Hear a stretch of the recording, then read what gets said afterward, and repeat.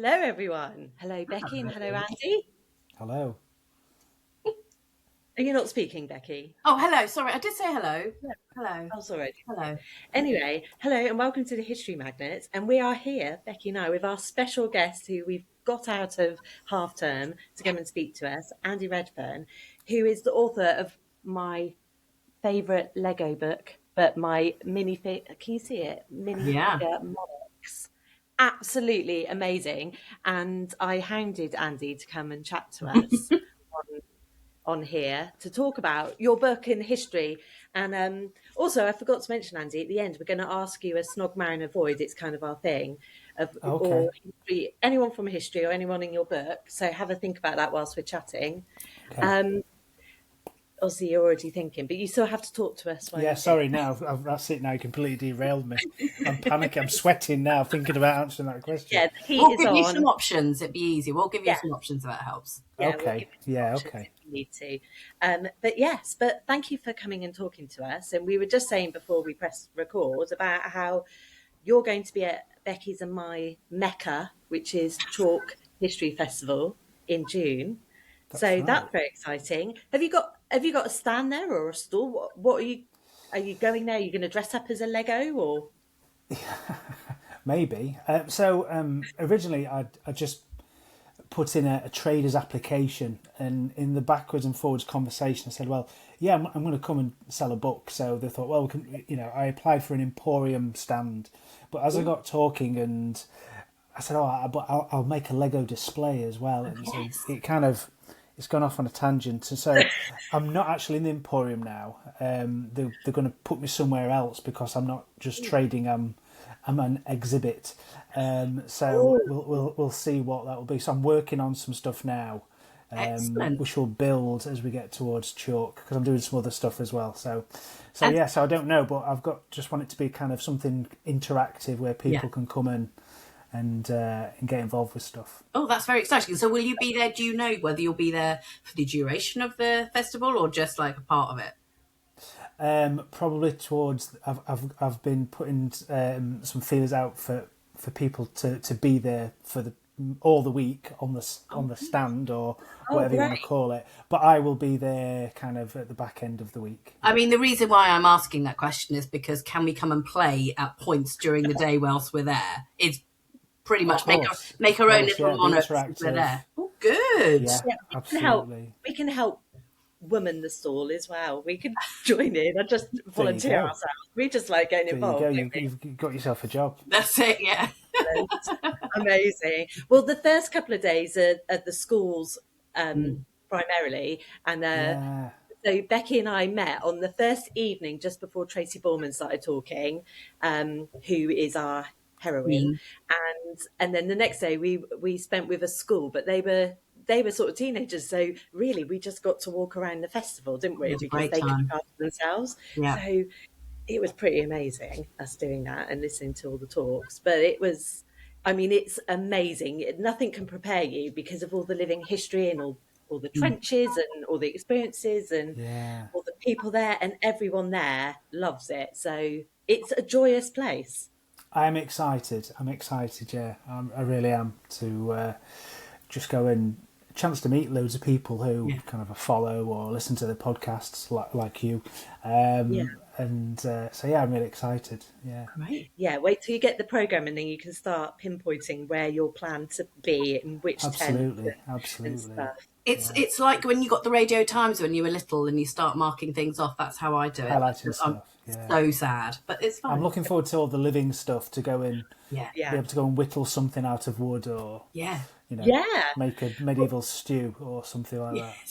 Well, the Time Traveller Kitchen, they do a different theme every year, and it was rationing from the wars last year.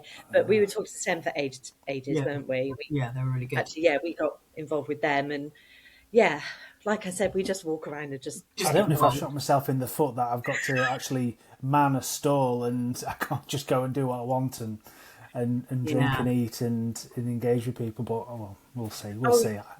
I'm sure you will. So I guess that ties in quite nicely, because one of the first questions I had about your amazing book, I put it up there again, which is a brick of a book. It's amazing. Is first of all, I want to know: do you still have all the tableaus and scenes that you've Yeah. created? Where are they now? Tell me you didn't break them up. Most of them are actually in pieces, but there's remnants of them in the garage. If I'm honest, that's where they are. But I am reviving those remnants and putting them back together for Chalke, actually. Yes. So there will be things you recognise on the tables and stuff at Chalke. But yeah, it's there's a lot of hours, as you can imagine, gone into. Yeah. I think on average, I think each of the scenes, I think they take about 6 hours to make them. Some have taken weeks, and then 2 hours to do the photography, Wow. editing, and and Yeah. there's over 200 images, so Crazy. that's why it took 4 years to do it. So yes, so let's take us back then, right to the very beginning. Let's start where we need to start in terms of what inspired you to go down this route, and in terms of, because I believe you're a teacher, is that right? In your day? Yeah. By my day job, I don't teach much anymore, but I do working education. Okay. I work for a multi-academy trust, and I work in a central team, so I work across 10 different schools basically. Right. But yeah, by trade I'm a teacher. The idea came out of teaching, actually. So my subject area is business and economics, and not history then. No, not history. Oh, wow. I love history, but Yeah. no, that's not my. I guess there's real connections through the economics in history, Yeah. But so yeah, with the Lego community, to say when you come out of the dark ages is when you're an adult and you find Lego again. Yeah. It's a phrase they use for the adult fans of Lego. So I think I was probably in my late 20s. I left the dark ages and came back to Lego and just started messing around with it as a kind of a release, etc. Yeah. Since then, obviously now, everybody buys Lego, don't they? Adults spend thousands of pounds on it. Yeah. So, but I started using it. Sorry, go on. Oh no, I was going to say my mum still curses today she got rid of all our Lego from when I was a kid, because it would be worth a fortune now. I had like a petrol station and everything. Oh God. Yeah, I had the petrol station. Yes. In fact, that was the one set I bought when I started to get back in and have a play around. Anyway, so I started using Lego for teaching. Okay. I made little revision guides for my subject. I made a series of them, and they were called Business in Bricks for business studies. So I'd create little scenes and have little stories of interactions between businesses, buying and selling and whatnot. Oh, the kids must have loved that. Yeah, and so if you've made this, I'm like, yeah, I've made it. Like, no, you've not, no, I have, yeah, it's all at home. I take, so that's how it started, and that stopped, and then we got into lockdown, and I've wrote some.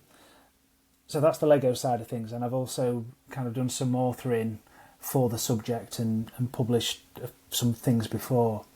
So I was like, well, I like both of those two things. And I like history as well. So what could I do? And that's where it started, really, just making little scenes. And I thought, you know what, maybe I could make a book, and it kind of grew out of that. So was it going to be from 802 to the present when you started, or were you going smaller? Yeah, so I had that dilemma, that debate about where do you start? Do you start with Ethelstan? Do you start with the Normans? Do you start with Alfred the Great? So I fancy doing a little bit more. So I started with Edgar, because you can argue he was the first kind of English king, I suppose. And that's where it started, and started making my way through it. I nearly started doing US history before that, and I'd built all of the presidents up to Barack Obama. Oh, wow.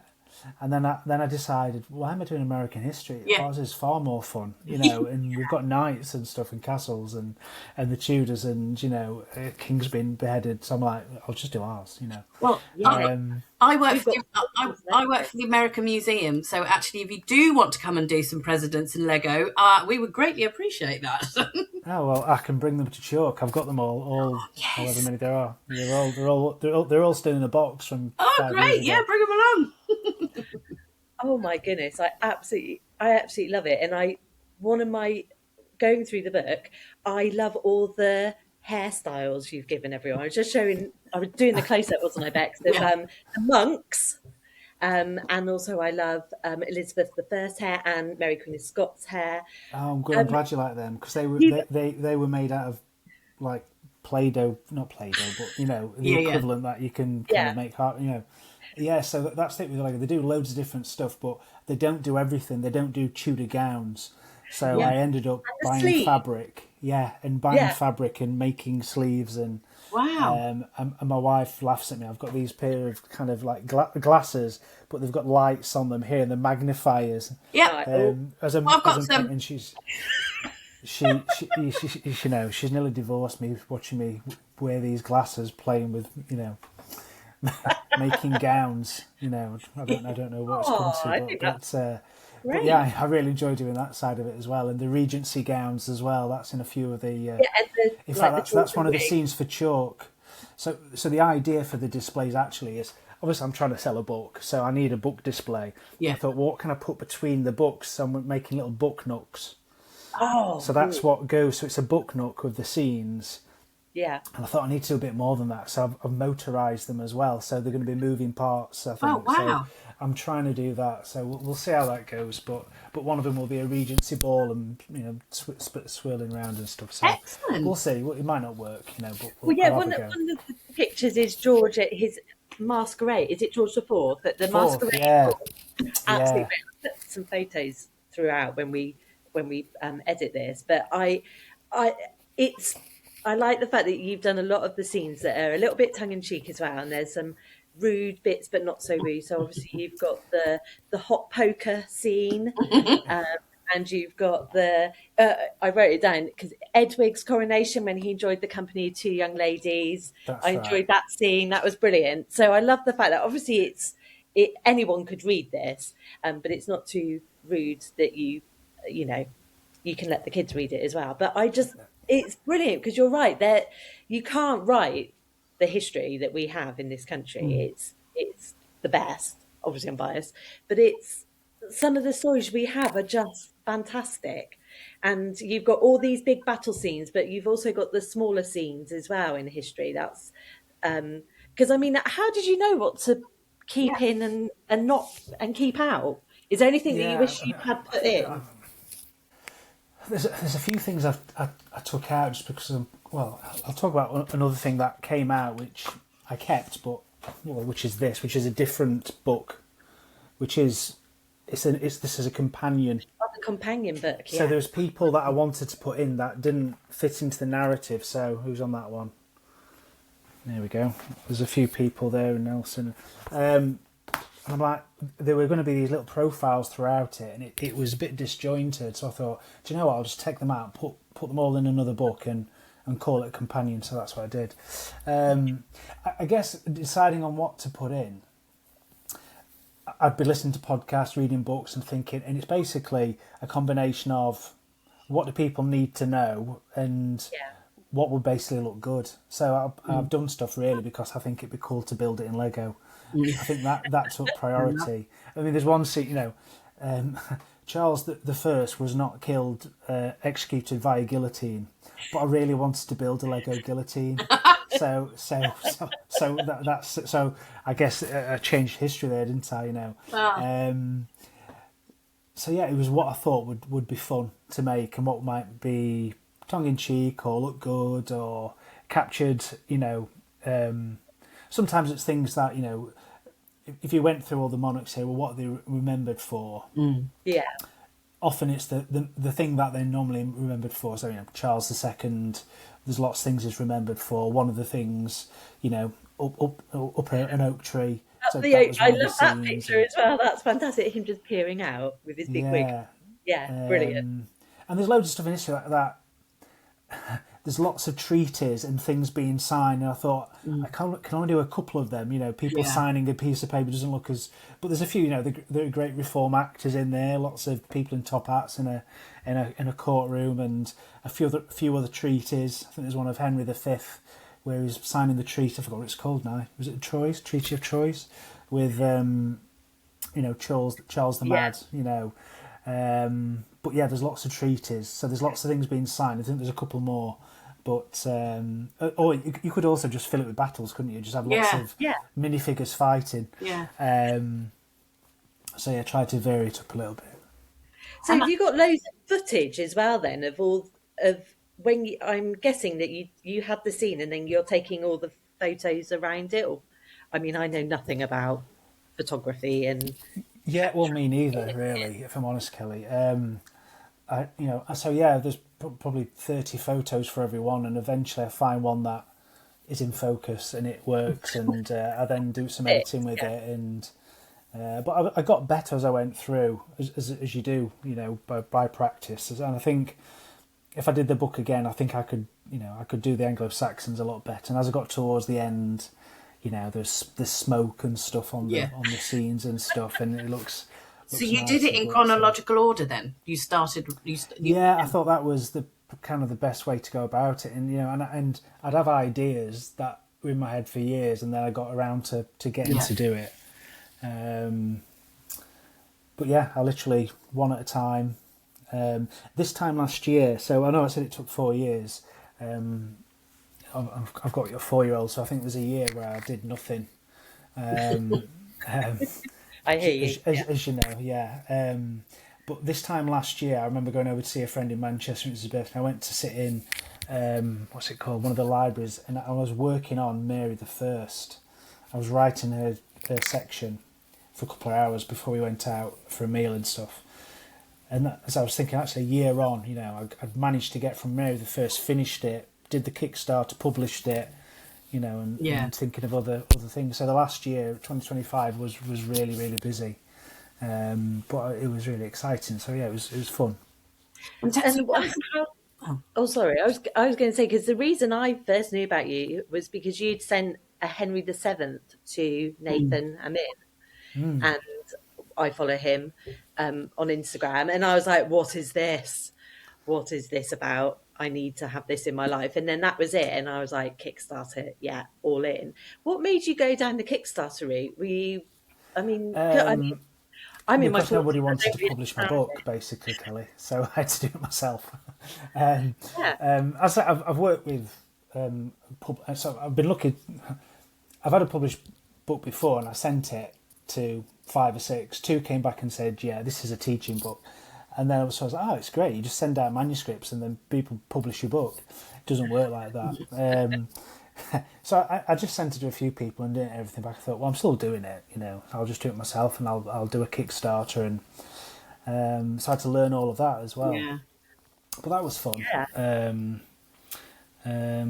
So yeah, I just thought, well, because it's quite a unique thing. It's not, and you can say the idea, and people think it's going to be some yellow and blue and red bricks representing the Tower of London, and it's going to look a bit naff. So I did try to make it realistic or detailed, and take the time with stuff, and And so your Kickstarter campaign, you raised enough money, and then obviously published it. It was late last year, wasn't it? It came out. So it came out. Well, I say it came out. I got the books from the printers. Yeah. Kind of mid-December.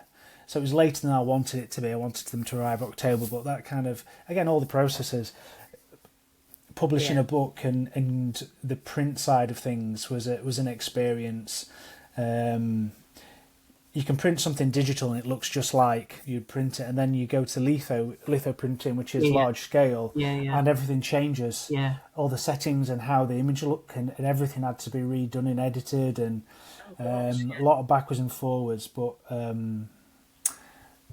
so yeah, it's quite a learning process. one thing at a time rather than just writing it and then the publisher dealing with it. You know, every side of things. But I guess that's what I've enjoyed really. Good. You know. And so have you had publishers interested since it's out there and people have seen it in real? Yeah, so the next stage of the journey is then getting out to bookshops and talking to booksellers and saying, would you like to sell my Lego book? And look around Sheffield, you know, there's some lovely bookshops, and I'm fortunate most of them have taken it on. You know, there's one down the road and it's in the window, and that's lovely. And so you have to get your book through somebody called Gardner's, who's the wholesaler for kind of book distribution. And I've managed to just get that sorted. So now if you want to buy the book, you can just go to Gardner's, click, and it arrives the next day. But again, that's a whole other process where I've come into it as a novice and having to learn. And I had a weekend where I went down to London and I got on a Lime bike and I went around probably 30 different independent bookshops in London, chatting to them. And on the back of doing that, actually, 2 of them I went into weren't actually bookshops; they were publishers. I'm not going to name them, but 2 actually said, well, there's one who's still wants to maybe talk to me about potentially a second edition. We'll see, nothing may come of it, but it's nice to kind of, no one wants to be courted, but you know, somebody showing interest. And another one did as well, who, but it just wasn't the right timing. So potentially we'll see, but if not, I'm you know, I've got to this point on my own, and I'll continue to do so. But it's incredible. You've literally have learned how to make a book from start to finish, from the idea until it being in the hands of a reader. I mean, that's amazingly impressive and brilliant. And it's such a labour of love. Like I said, it's it is. All the tiny little details you've got throughout all the pictures and everything. But my other question is, how? I mean, I love like a kings and queens book where you can go through, look at family trees and photos and paintings and all of that. How do you know? I mean, you sort of touched on it earlier, trying to get everything into literally a paragraph or a page to talk about one particular person and what they achieved or not. And making sure that you've got the right things and put at the right level for a reader, which for you could be any age. Yeah, that was the difficult thing. Who is the book for? You know, if you go and pitch a book, that's the first thing. So who's the book for? I don't really know. You know, don't sell it very well. But I'm like, well, it's for everyone. It's for me to start, and then if anybody else likes it, that's a bonus. But I know somebody who's got a 11-year-old and they bought it, and he's obviously started secondary school and he's doing history tests, and he's been using it to revise for his history test in years. So that was nice. And but yeah, it's for adults. But I've also, hopefully, the medium of Lego means that it's accessible, and you can. I want it to be a book like a table coffee book where you don't have to start at the start and read it. You can just open it, see an image which you find interesting, and read 200 words and get an idea of something. And that's how I try to write it. In terms of condensing it, you know, you'd read, you know, a lot, and they think, right, I'm going to condense that down. I found actually a really good way of doing it is listen to podcasts, because podcasts have to pick out key bits. So things like, you know, there's Rex Factor Pod and Charlie Higson's podcast. He started that at the same point I was doing the book, actually. I was just like, it's perfect. He's literally wrote it for me. I keep messaging him and saying, okay, do you want a copy of my book? And he hasn't got back to me, but he's literally released his own book, so maybe he just thinks I'm far too much competition. Well, you might be at talk, and then you could corner him. That's it. Yeah, I'll throw a copy across when he's on stage. Kill him. It's quite heavy, isn't it? Yeah. So that helps condense it, and I think sometimes listening to experts talk about something that they, you know, their wealth of knowledge on a monarch allows them to distill it down to the key things that are really pertinent, and that helps, you know, listening to experts. Okay, I see what you mean. I can see why that's really relevant. I'll put that in, you know. Yeah. So yeah. I think I really like about the book is you were talking, Kelly, about that, like the hair and the dresses and the, you know, set up there, but it's the facial expressions for me, because I just find them hilarious. So my question here is that, you know, I go straight to the Henry VIII and the Six Wives, but let's look at those. So you've got you three stood there, and Jane's face is very angry, and I just like, it makes me laugh. Yeah, I'm just like, how did you settle upon, like, yeah, All right. So and you could see Jane. so obviously Catherine, you know, she's quite annoyed, because she would be, wouldn't you? Well, you know, would, 20 yeah. years in, and then I think that's put him up. Yeah. and you know, I know that does her disservice, you know, that she's this kind of obviously Amber Lynn's looking a little bit cheeky, because she is. Yeah, Jane Seymour. Yeah, she is quite grumpy. She didn't need to be, did she? You know, he was going well for her, you know, until obviously. Obviously, the next one, I think she does look quite like a portrait, doesn't she? Yeah. And then Howard, I think she's winking, isn't she? Isn't Catherine Howard winking? She is. And again, that's doing her a massive disservice. Listen, you know, but it's a stereotype, isn't it? You know, I think she would have been winking. If she'd been in a maybe. selfie, she would have. Yeah, maybe. So she's winking, and then obviously Catherine Howard's smiling at the end because she outlived him. So I guess that's how I chose the facial expressions. I love it. That's great. Yeah, because Becky. Part at the end, obviously. She's smiling because she outlived him, and yeah. Because my favourite expression is George Villiers, who is Becky's favourite, and him and James first gone hunting, I think, and he's got his eyebrow being all broody, and I was like, "That's perfect." And I'm sure I've just watched all the time. What was it called? George and Mary. George and Mary. I just watched that. That was brilliant. So, Yeah, it was very good. Yeah, it was brilliant. He's definitely going in it. And to that point, I probably wouldn't, if I'd not watched the programme, I don't think he would have had his own scene, George Villiers. Or he's got his own chapter, hasn't he? He's got his own section in the book as well. So I thought, he's got to go in there. He's got to, because otherwise Becky would be very upset. Yes, he is. He's in. I don't get it. I'll bring you George Villiers to Chalke. So I guess if we're talking like our favourites, what is your favourite period, and who are your favourite people? I mean, if you asked me at the start, I'd say, well, it'd be the Anglo-Saxons. Well, you know, knights, castles. I love the Wars of the Roses. Yeah. And that. I liked your Vikings, by the way, with their facial. They had tattoos and the hair, all of them. I mean, gosh, the hours you put in, amazing. There's, you know, sometimes if Lego make loads of stuff, and you know, you can find Lego faces with tattoos and stuff, and if not, I'll just paint it myself. You know, so. But as I was going through, I really enjoyed doing this. I guess out of all of it, the Stuarts were the ones that I probably knew the least in my own understanding, you know, of history, and but I really enjoyed the research and producing, you know, the New Model Army little minifigures and doing that section. I don't think I could pick one out, but I guess, you know, anything with knights and armour and, you know, chance to customise the coats of arms. They are the real coats of arms on the Lego, which is, you know, that was a labour of love. And, and also all your Scottish clans with the tartan. And there's one, I can't remember what the battle is, when you've got over the bridge and you've got a tartan cap floating. I mean, that's brilliant. I was like, There's one upside down with his kilt around his waist, isn't there? His little star covering up. To save blushes, which I thought was excellent.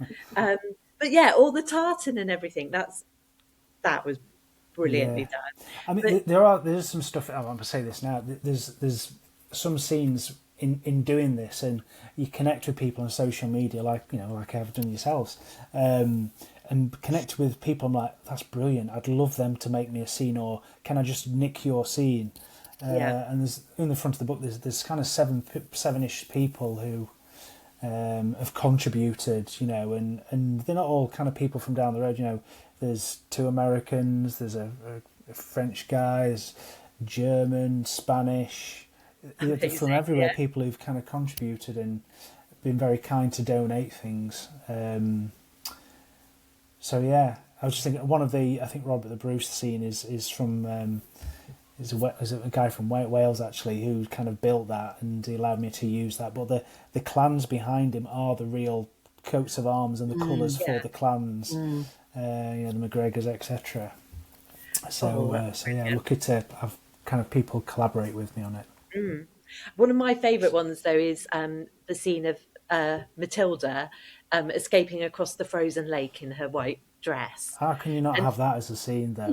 That is fantastic. Yeah. But those are the things that if you didn't know so much about history and you just were flicking through the book, you'd look at that and be like, I want to know more about why is that going on? Which is, again, going back to the epic stories that we can tell. Absolutely. Yeah, which is brilliant. But there are so many great stories. But I do want to know, why did you I love that you put Prince William as very bold at the end scene. You didn't give him a wig. He's got the... Oh, I did, yeah. Yeah, I don't know really. Any hair didn't look like Prince William. Any hair on him, and well, obviously being bald. No, he didn't. But it didn't. I don't know. Maybe I could have done better with that one. I don't know. No, it does actually look like him. That's what's so fantastic. I think I got a touch of paint actually on that one to do him. But for that scene, some of the scenes, the castle, where that scene is taken, that's not my Lego. That is a guy called Nico who lives in Germany, who loves British history and has built a stately home called Blockshire Castle, and it is incredible. And I've been following this man. Said, look, there's paintings on the wall, there's vestibules, it's amazing. And I contacted and said, look, please can I send my minifigures for a photo shoot in your castle? Yeah. It's like, yeah, of course you can, and I live quite near Chatsworth. And so got talking about things, and he's a big fan of Chatsworth, so I go and take pictures, or when I've sent him stuff over, I've sent a book and stuff from Chatsworth. But I've sent him like a little box of minifigures with instructions on that there. Can you have? So there's the scene of Winston Churchill and George VI walking, having a meeting, but that's in his castle. It's just this incredible castle. But he took the picture. I thought, oh, we'll see what comes back, and he's done fantastic pictures. So throughout, there is this chance to see the different rooms of his castle, which is an absolute joy to be able to use. You just flipping through, you'll know the ones. It is. He's spent years doing this, and the details are. I think he's now just starting displaying it in museums and stuff. But it's great to be able to send my minifigures to have a photo shoot in Germany, and then they came back. So it was great. That's crazy. That's mad, isn't it? Mad. Yeah. Brilliant. That's so fantastic. Yeah. But like you say, you've obviously met and made lots of friends doing this. And I've met no one. It's all been online. But now I want to start meeting. Going to places like Chalke, etc. Maybe we'll get to meet people. And so I'm looking forward to it. In terms of the next project, I mentioned US history, and on the Kickstarter, kind of when I did the survey where you get the addresses, I asked the question, what would you like me to do next? Or I gave some options actually, not what you want, one was US, so all the Americans said the US history, but the other option, which kind of doing the Kickstarter, I realised actually that could be a really popular one, and something that I wanted to do is folklore. Oh yes, so, that would be kind of taking folklore and fairy tales, not the typical Snow White, etc. Yeah. But kind of a bit more obscure, maybe some of the more darker kind Bit of more Amy side of Jeffs things. type thing. Possibly, Yeah. Yeah. Yeah. So and that is going to be the next book, really, folklore and fairy tales. So it's going to be called, well, working title, Once Upon a Brick, minifig folklore and fairy tales, something. I love that. That is very cool.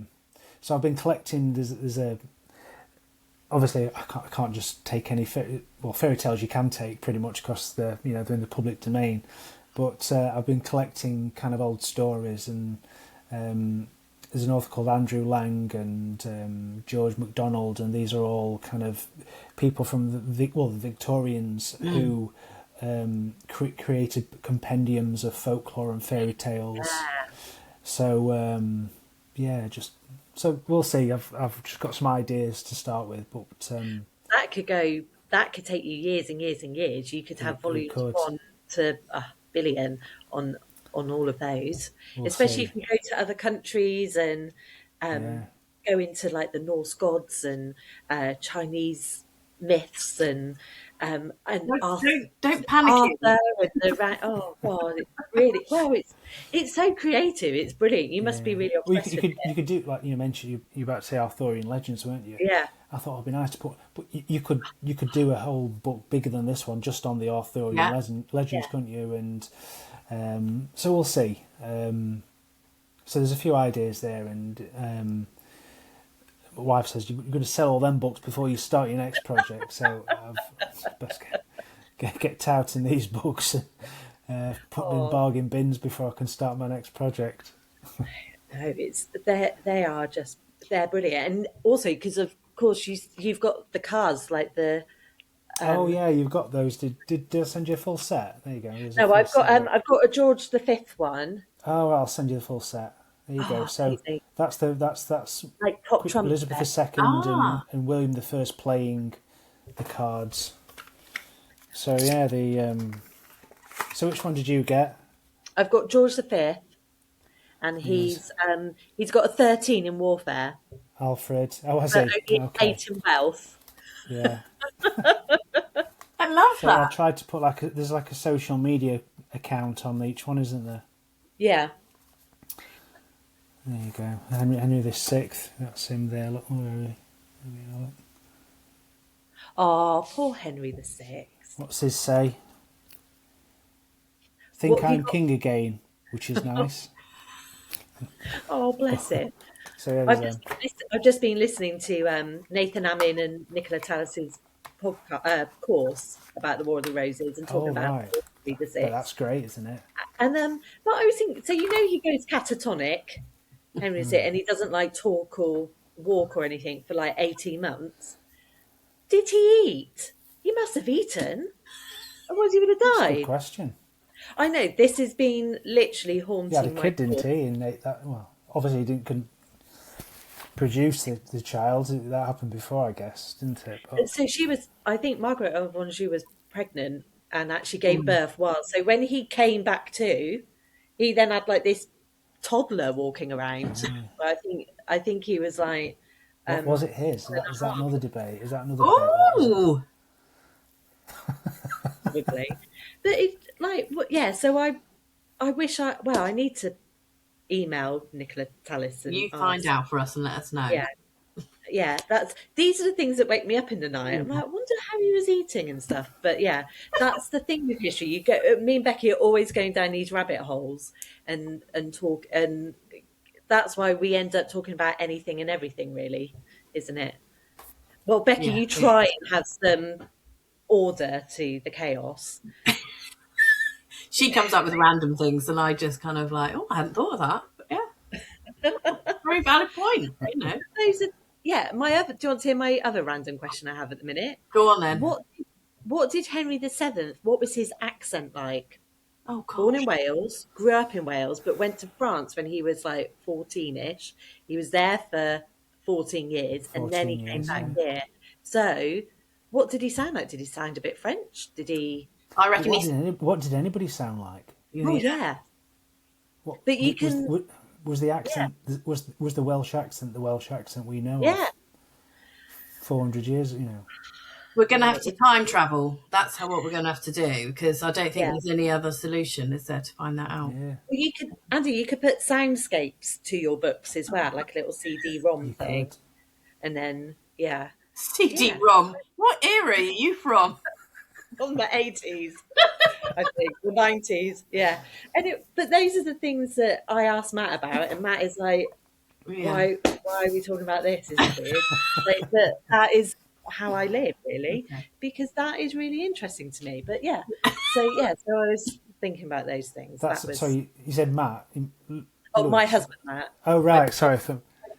My poor husband, who is like, that's why he loves me talking to Becky, because he's like, yeah, you go in there and do your Becky, finger off his she hands. absorbs all the Yeah. historical That's it. nonsense. That's it. Yes. Well, like you were Random. saying about your wife is like, oh, what are we building now? I mean, does she actually get involved though? Really? No, she feigns kind of interest, and you know that's nice. Kind of.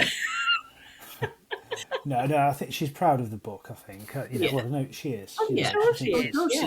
she is. She's very critical of anything. So for it to say it's good must mean it's There okay. you are. Um, And what about your little girl? What does she think? Does she like history? Because she should. Are you just hoping? I mean, she's 4.5, so she likes playing with it, and that's caused some, you know, contention when I'm trying to build an intricate scene. Oh, yeah. And she'll come and put, you know, Yeah. one of the kings in a dress, and Yeah. It happens a lot with kings, so, you know. it's true, yeah, it does, doesn't it? But no, she'll play along with it and stuff, and normally I take myself off to the garage to do it, you know. At the moment, the kitchen table is full of Lego as I'm trying to build stuff for my first Lego convention. So, Oh, a Lego convent. What? Where is so that? this is just so like Chalke is a history festival. Yeah. It's not a festival. So there's around the country there's little Lego meetups where families go and you can buy Lego and people display stuff. So I'm going to start going to them and displaying Lego, but also trying to peddle the book as well. yeah. Yeah, but you must have done so much research. I mean, because of how they look and the scenes, and not just the writing part of it, but the amount of work you put into all of the scenes. Like you said about the tartan and the shields and the what people were wearing, and you've made chainmail for some of them. How did you do that? That's brilliant. I have. It sounds really lame when you said it like this. So what making chainmail for minifigures, but yeah, I have. Yeah, That's amazing. I bought this little press, and you can press the Play-Doh again. It's not, is it? It's proper sculpting stuff that professionals use, but you push it on, and then it looks like chainmail. And then if you paint it black and then use a dry brush and just do that over it, it looks like chainmail. So there you go. That's how you make chainmail for Lego. I thought in my head it was actually going to be made out of metal. I was like, geez, that guy is really impressive. When you said it, Kelly, it made me sound I was stood there making these tiniest little rings. Yeah, exactly. With a little hammer. Maybe a little Tony Forge, I don't know. That's all the details you've got, and because also you've got some controversial scenes obviously in the book, like the princes in the tower with yes, Richard coming up the stairs. That took me the longest to write as well. I was really conscious that if I just go, yeah, it did. But like fact checking or not, because some of it is. You know, you listen to. And at the time, it was when the latest kind of theories around the Prince in the Tower came out. It was literally at that time I was doing it. I'm like, well, maybe this is gonna. So I can't just say, yeah, this is the obvious route. You know, it's blatantly they were killed by Richard. So I've tried to leave it as open. I've tried to be vague. I've tried to make it like I've tried to put across the arguments, the two sides. Yeah. And it's the only part of the whole book where I've actually written it in that way where I'm literally laying out, these are options. Is this the case? You know, but again, it's listening to the podcast and Matt Lewis and people like that where I'm like, do you know what? Yeah, I will try and put that in and not just leave it. But yeah, out of all the book, that's the one bit where I've if you like, there's an analysis rather than just trying to get across factual information and let people make their own minds up. That's the one part where it's written in that style. Yeah. But it was Richard. Yeah, but can I ask, what is your actual opinion? It's Richard, wasn't it? Yes, of course it was. I mean, wouldn't it be wonderful? It'd be wonderful if it wasn't. And, but then who would it have been? I remember going to Warwick Castle years ago, before I my kids. I remember going, and they had there was mannequins and stuff of Richard and Henry VII, and I think Margaret Beaufort and that. And there was a stand, and you could pat on the light who you thought was the killer. And I was astounded to see that they weren't all 100% for Richard. There were other people who do think it wasn't him, who are sure that it wasn't in the way that I'm sure that it was. And we never know, which is... It's another story. You could not write, it's... Yeah. If somebody had written that and put it into, a HBO series... It'd be up there with, Succession, Game of Thrones. Because it's such a wonderful... Say story, mystery, whatever. It's just so there's so many different angles and all the the theories around. I think in the book I've even put there was is it a rumor now or whatever that the receipts from things being all that sort of stuff. It's but there is the great thing about Lego is you can have it tongue in cheek, and you can go back and you can do that with the Vikings and the Plantagenets and the Tudors and the Stuarts, and you can do all those things and you can have a good laugh. And then you get to a point where actually you go, ooh, can I do that about the Troubles in Northern Ireland? Yeah. You think, I was really conscious of not doing something, and because it's Lego's a toy, isn't it? It would trivialise something that is very significant to many people. So and I think that got to that one point where I was like, you could, even World War II, I felt I could do anything with that. But as I say, when I got to that point,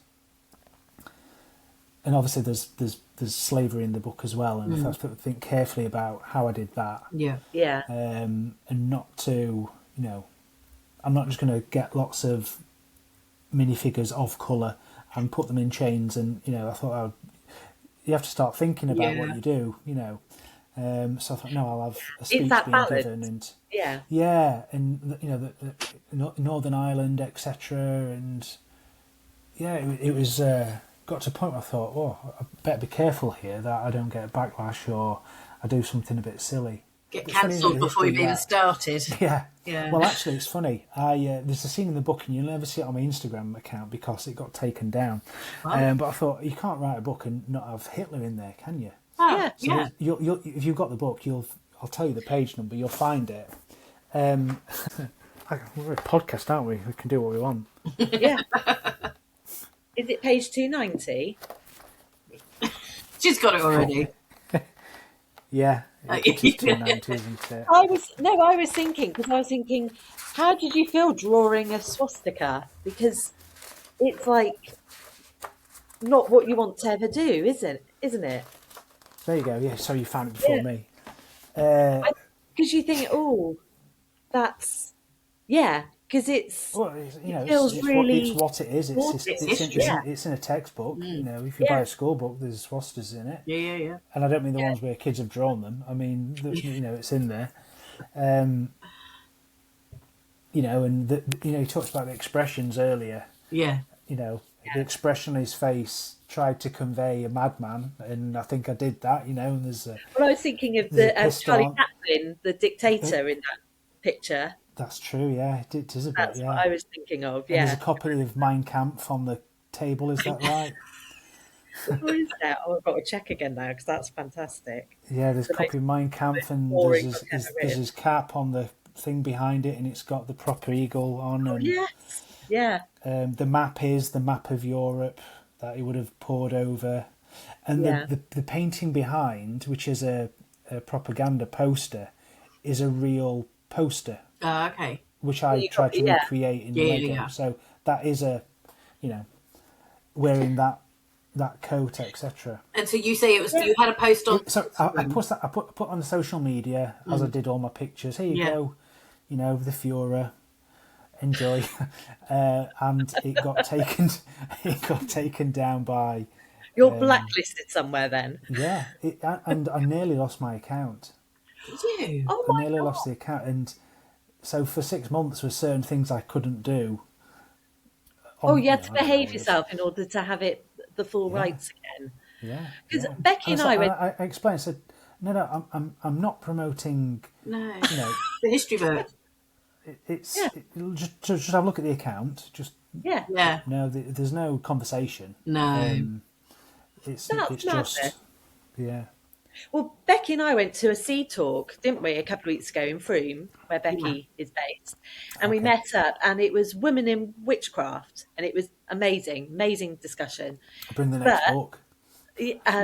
and yeah, and the first thing the lady who Dr. Tabitha Stanmore was it? I can't remember her full Yeah. name. She said it was originally called Feminism and Witchcraft, but they had to change it to women because on social media, Wasn't allowed to say. anything with the word feminism in was blocked. So we were just going, what? Just that word meant that. So I mean, you really went to town having Yeah. a Hitler and the Führer and Mein Yeah. Kampf stuff. I mean, no wonder they went that far. But me and you couldn't get over that, Becky, could we? No. Because that is social When you media. consider what well, you don't get into it, but what is out there? I know. And Yeah. Exactly. Crazy. Yeah, World's gone mad. Anyway. yeah, hasn't it just? Yeah, but yeah, there's some.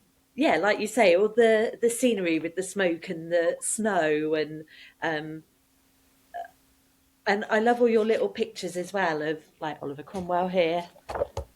Like just, I mean, it's such a labour of love. I think that's what I think is just brilliant. Is you can tell how much work has been put into this. Like even your guy dressed up as a tiger in the Tower of London when it was a zoo, or as feeding the menagerie tigers, yeah. they call Yeah. it. Well, yeah, and then you did also do the Lady Jane Grey. I'm pleased that you kept her in because some people Of don't. course.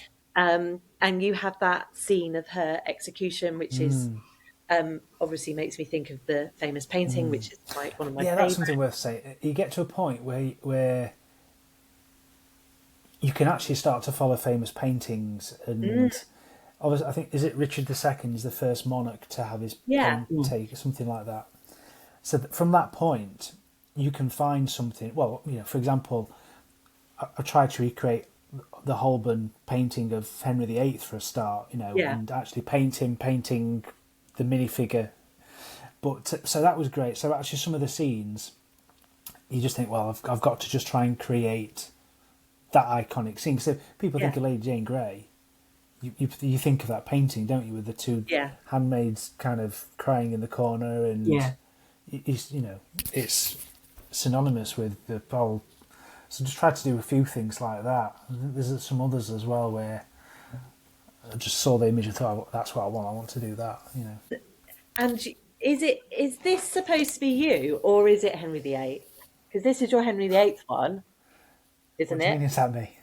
Well, because I was thinking when I first saw this, I was like, is this you putting yourself as you in it, or are you just showcasing Henry VIII because you've got a beard, but it's a different colour? Well, you've got to have your own one, haven't you? If you've got a minifigure you. There's not, but I'll tell you what there is. Do you know if you open the front cover, the end pages, Oh, I love one of these, yeah. one of those coats of arms is my family coat of arms. Oh, is it? Really? Oh, have we got a guess? Well, the name's Redfern. Redfern. So is it red? Well, there's 3 red birds on it.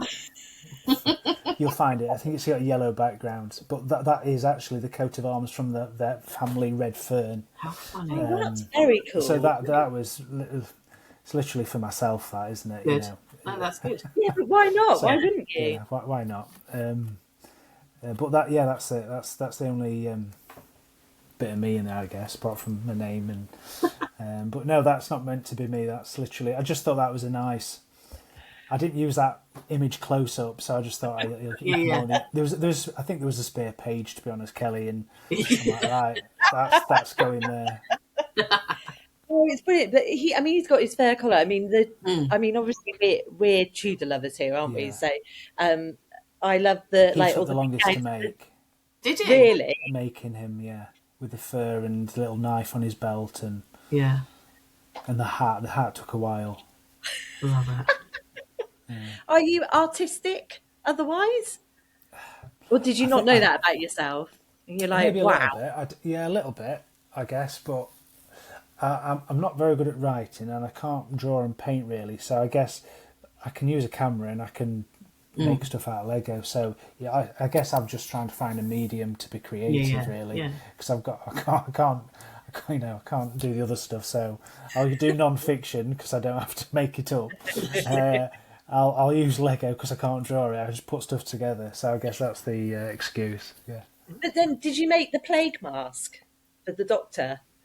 No, see, there's a lot of third party.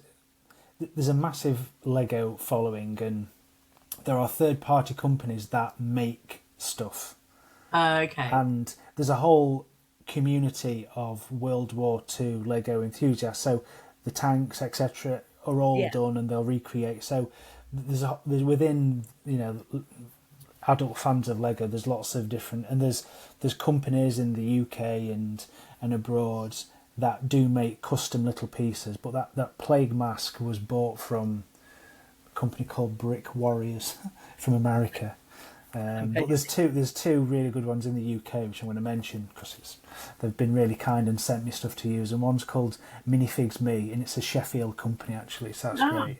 And they do a custom print. So if you go on their website, you can build your own minifigure, and and they do stuff like Doctor Who and all those sorts of stuff. And another one's United Bricks, which is in Scotland, and again they do military minifigures. Oh. So if you look at the Jacobite Rising and the charging over the hill, they're all minifigures gifted by United Bricks to use. Oh. So there's really nice. And then obviously when I was sent out, in fact I might have even done this when you got your copy, Kelly. Probably got a flyer with it, which is from them. Yeah, I did. Yeah. United Bricks. Did you say? Yeah. Yeah, that's one of them. There you go. And what was the other one called? I want to get some more. And Minifigs Me.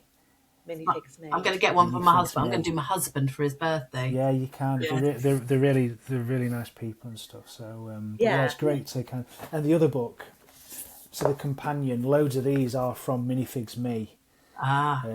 So Is that Napoleon on the front? That's what. Sorry. Who's on the front there? That Admiral Nelson. Wrong side. Yeah, sorry. And then you've got.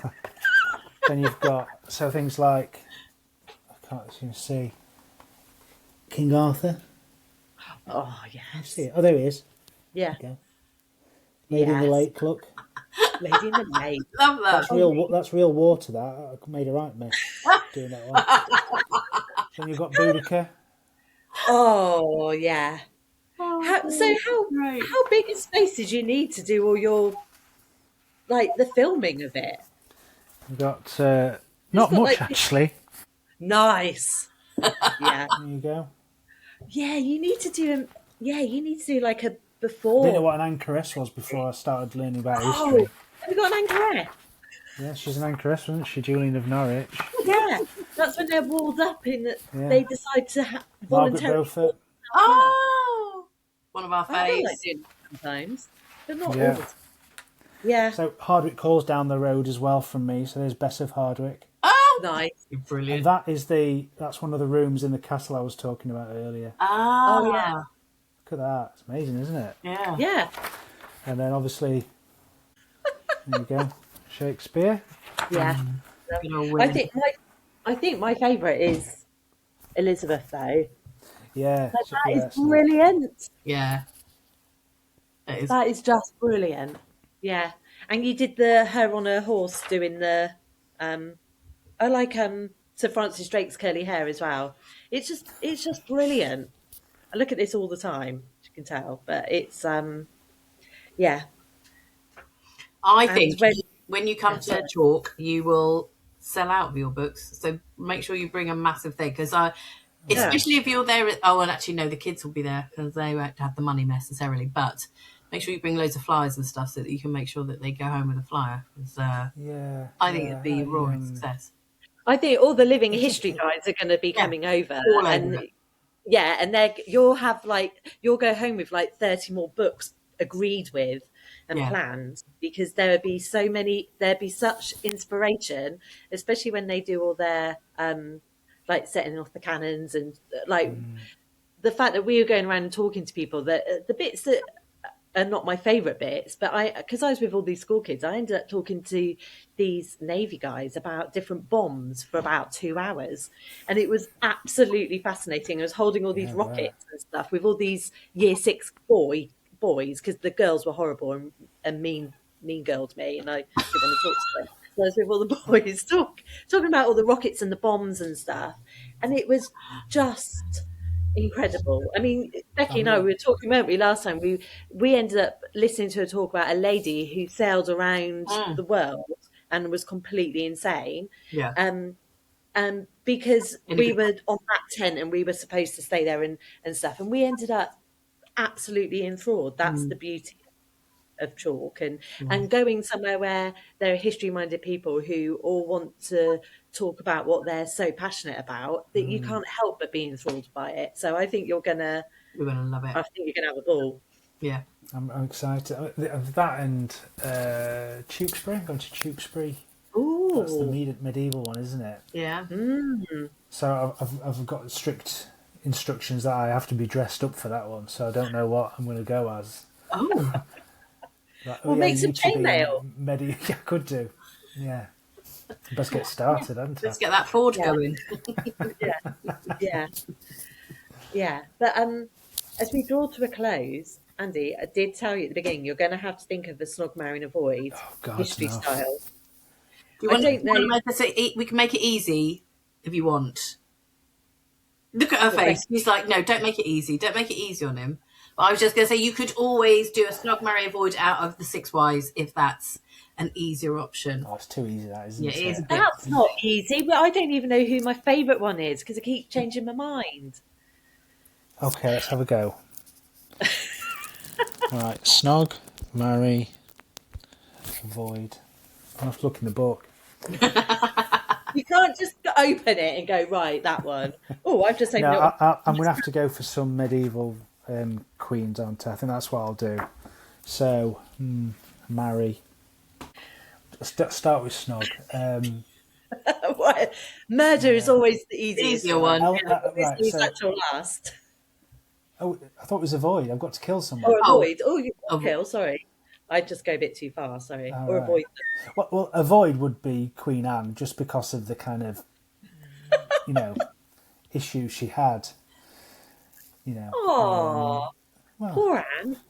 I feel she sorry just for get a her. hard deal, doesn't she? So Yeah. probably that one. Snog, Eleanor of Aquitaine. Oh, okay. Oh, Yep. nice.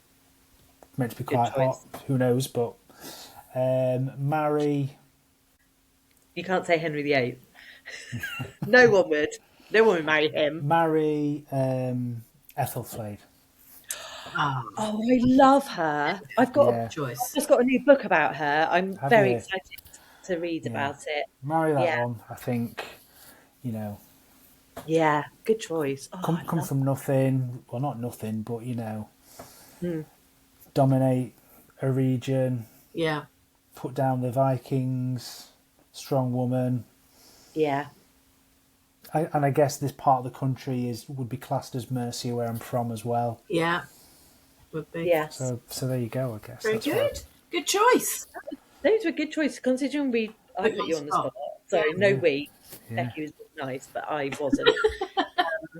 I'll be texting you at God midnight tonight with some different ideas. I've changed my mind. That's right. We can put them in the notes. It's fine. You just let us know if you changed your mind. Yeah, just be careful waking up and shouting out ladies' names because your wife might think otherwise. Yeah, like Probably. who's he been talking to? Crikey. Yeah, but no, thank you so much for thank you. coming. Thanks for having me on. Thanks for having an hour to talk about myself and what I do. So it's we just got to talk about. I do love. I'm glad you like it. I'm glad you like it. It's nice to talk to. Absolutely love it. To actually, to be on a podcast and talk to two people about something you've done is pretty cool, isn't it? So that's very cool. So you're going to have a whole festival soon when you come to Chalke. The nicest thing about all of it is I didn't think it'd allow me to have chats with people like yourselves. Meeting nice people and working with people on the project. It's something I didn't expect. I thought I'd just be making something, maybe selling it, but actually, there's people that maybe I've not met yet, but I know when I do meet them, shake the hand or give them a hug or you know what I mean. Yeah. People I consider friends who I've not met yet. Do you know what I mean? Yeah. Well, it sounds like the generosity people are giving you, like your guy in Germany with the house, and it sounds like you could probably go and live with him for a little while. It sounds like in his castle. In his castle. But I think that's what we love doing. We go to we went to Southwark Cathedral a few weeks ago and to listen to a talk about all the wives and we got to meet some idols of us. To us, it's like boy bands, isn't it? We go to see Alison Wilson, Owen Emerson, and Gareth Russell, and we're like, but you meet other people who feel the same way. And usually, I mean, at school, people used to be like, "Oh, she's going on about the Queens again," or whatever. And I was seen as mega geeky because I loved all of that. Whereas now, I feel like it is cool to love history. So I've just made that It is, and it's wholesome, isn't it? Yeah. It is kind of quite a wholesome thing to kind of it engages you on so many different levels, doesn't it? And going back to what we've both said a few times, like all the amazing stories that we get. I mean, you can't write it. It's absolutely thrilling, and love it. Nobody needs EastEnders in their life when you can read a history book. So absolutely. I'm going to get that tattooed on me, I think. Okay. Avoid EastEnders. But it's true, isn't it? There's I want them to I want them to do a show now about the Princes in the Tower because I haven't seen anything decent about that. That'd be good. Like a Game of Thrones styled Princes in the Tower and an Ethelfled one. Yeah. Oh, anyway, sorry. If they don't make it, I'll just animate the Lego. That's that'd be great. Just animate them. That'd be perfect. No, that's great. Thank you so much. Thank you. Thank you for your time. Yeah, it's been great. Really enjoyed it. We're coming appear at your store. If you want help with it, let us know. Well, I'm signing you up from Monday through to Wednesday. You manage it for me. Well, Becky gets more jobs at the History Festival because she's trustworthy enough to wear a polo shirt, which is reserved for the team leaders. I've not been identified as a team leader, and I probably might be demoted by this year. You never know. So you actually volunteer there? You volunteer? Yeah, for the whole time.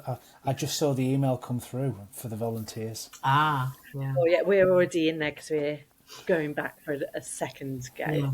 Right. They haven't. Do you get a special kind of jacket or overcoat or? Yeah. Oh yeah. Special T-shirt. We might have a T-shirt that we gave back at the end of the week, and I didn't keep 7 copies of them in various colours and sizes. So you've got 3. I think I've got 7. Did you? So, because I just kept offering them. But and we get on name badge. That's why it's costing me so much to trade there. It's a fortune. Trying to make all the money back on the polo shirts. We're cheap labour. We don't get paid or anything. But we do get free access for the entire week, basically. Yes. So you know. Wow. Well, you get an extra discount. I had to put down what am I giving the volunteers? So it was an extra 20% off. Because we got our umbrellas, Becky, didn't we? And the hat. I got my hat, my green hat, and that was all volunteer And a dress. discount. And an ice cream or an dress. You can flog anything to me, so you bring everything along. It's like, yeah.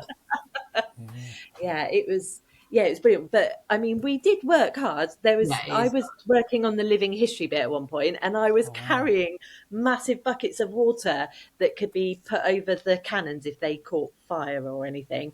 And I was on a golf buggy with about 9 buckets of water, and by the time we got to them, they had like that much in it each. It was like the most pointless exercise ever. Did you have to throw any of them on a cannon? No, but I was in charge of stopping people cannon from smotherer. Is that your title? Yeah, Chief Cannon Smotherer. Artillery smotherer. Yeah. I did direct the tanks at one point. See? And then I was taken off that because I was too busy talking and there were children in the way. So she wasn't very good at that one. See? No. I'm good at directing people to so I'm not in the tent where they sell stuff. No, you'll be in the middle in the car park. No, you'll be in the middle bit. They have like people who are doing because they had they have the team who every year make something. So last year they made a guillotine from start to finish, and that's and they do it in the old school way. So they're making even the bolts and the screws and the bolts and stuff. And then at the end of the week, they were then chop someone's head off. Well, I wanted that to happen, but it was watermelons. So that was very cool. Thanks, Andy. It's been brilliant and so interesting, and just inspiring that you had this idea and you put it all together and you just did it. Yeah. So that's amazing. Take care. Bye. Thank you. Bye.